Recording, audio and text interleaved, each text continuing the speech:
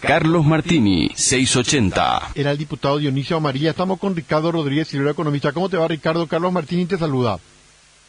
¿Qué tal, Carlos Martini? Saludos allí a todos ustedes y a la audiencia también. Gracias por atendernos. Básicamente lo que queríamos consultar contigo tiene que ver con el contrabando. El Ministerio de Industria y Comercio plantea al municipio de Asunción que pueda de alguna manera combatir, hacerse cargo de los vendedores ambulantes que ofertan productos de contrabando. Desde el municipio dicen, pero si esta es una cuestión que tiene que ver con el Estado central, no podemos tocar el último eslabón del contrabando, que es el vendedor ambulante, con la situación social que se vive. Cada tanto surge la cuestión de el llamado combate, o si se quiere, intentar disminuir los niveles de contrabando. ¿Es esto factible? ¿Por dónde tendría que ir, Ricardo? Y tiene que ir por varias instancias simultáneamente, Carlos Martínez. En primer lugar, el gobierno central no puede olvidarse de que una de las tareas fundamentales es el control de comercio exterior, que debe realizarse a través del Ministerio de Industria y Comercio por un lado y de aduanas por otro lado. Si el gobierno central y aduanas no se hacen cargo de eso, y por supuesto que todo empieza a fallar, pero simultáneamente hay que tener en cuenta que el municipio de cada zona debe hacerse cargo también de verificar que los vendedores ambulantes estén cumpliendo con las formalidades del caso. Lo que sí es cierto es que si se ataca solamente a los vendedores ambulantes y se pretende atribuir esa gestión solo a los municipios, y se estaría realmente atacando al eslabón más débil de la gigantesca cadena de intermediación delictiva que tiene lugar entre el contrabando de frontera, que es mayúsculo, y la distribución de esos productos ingresados ilegalmente en todas las zonas del país y en los municipios concretamente. En otras palabras, el contrabando tiene varios tipos. Está el contrabando gigantesco que se mueve en containers, en barcazas, en avionetas, en camionetas. Y por otro lado está el contrabando de paseos motorizados, es decir, aquellos que se mueven en motocicletas o en pequeñas motos con furgonetas. Ese tipo de contrabando de tamaño medio, digamos, es también considerable. Y después están los paseros que son algunas señoras que llevan en su cabeza como un cesto grande de chipas, solamente que en vez de chipas hay mercaderías de contrabando y que están pasando diariamente en todas las partes de acceso de las fronteras del país. Bueno, hay que ponerse de acuerdo qué es lo que se va a combatir en primera línea. Lo más grave es el mega contrabando realizado por los empresarios del submundo del comercio ilícito. Es allí donde hay que apuntar, ¿verdad? Dedicarse ahora a contrabando hormiga es como pretender cerrar con una mano la luz del sol, ¿verdad?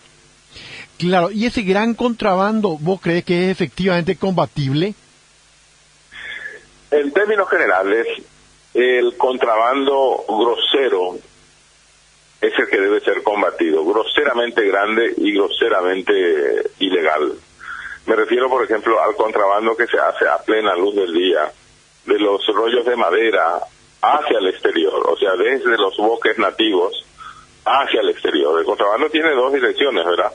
El contrabando de importaciones y el contrabando de exportaciones. A mí me llama la atención, en ambas direcciones, el contrabando que se realiza a plena luz del día. Carlos Martini, si los murciélagos vuelan de día, algo tuvo que haber pasado con su hábitat natural para que se revierta el orden natural de las cosas, ¿no?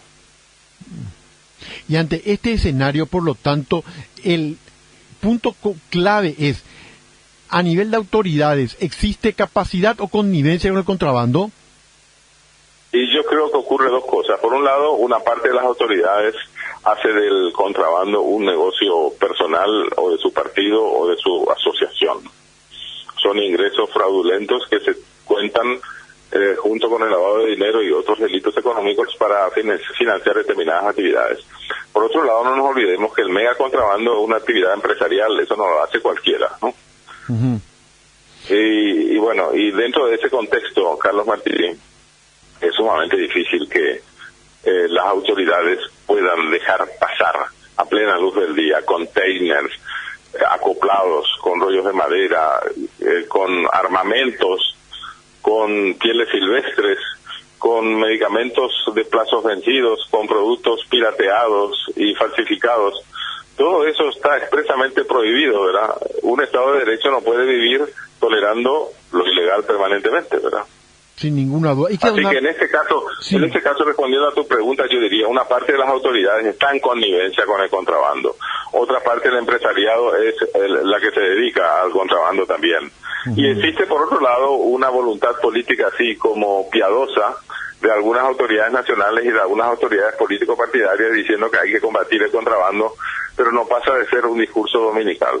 Ahí está. Y queda la pregunta final. ¿Y el ciudadano de a pie que compra productos de contrabando lo seguirá haciendo, por lo tanto? Claro. Nosotros no podemos empezar a custodiar, incluso en forma armada, lo que hace un consumidor individual comprando en la esquina verduras que son traídas bien frescas y puestas a disposición de cada luz roja de semáforo o incluso a las puertas de la casa de uno, vendiendo no solamente frutas y hortalizas, sino muchos otros productos. En otras palabras, el problema no está a nivel de los consumidores, el problema está a nivel de los grandes empresarios del contrabando. Como siempre, Ricardo, muy amable, un saludo para vos. Es un gusto. Igualmente, Ricardo Rodríguez Silvero, sobre el tema contrabando. El ciudadano de a pie efectivamente va a seguir comprando, evidentemente.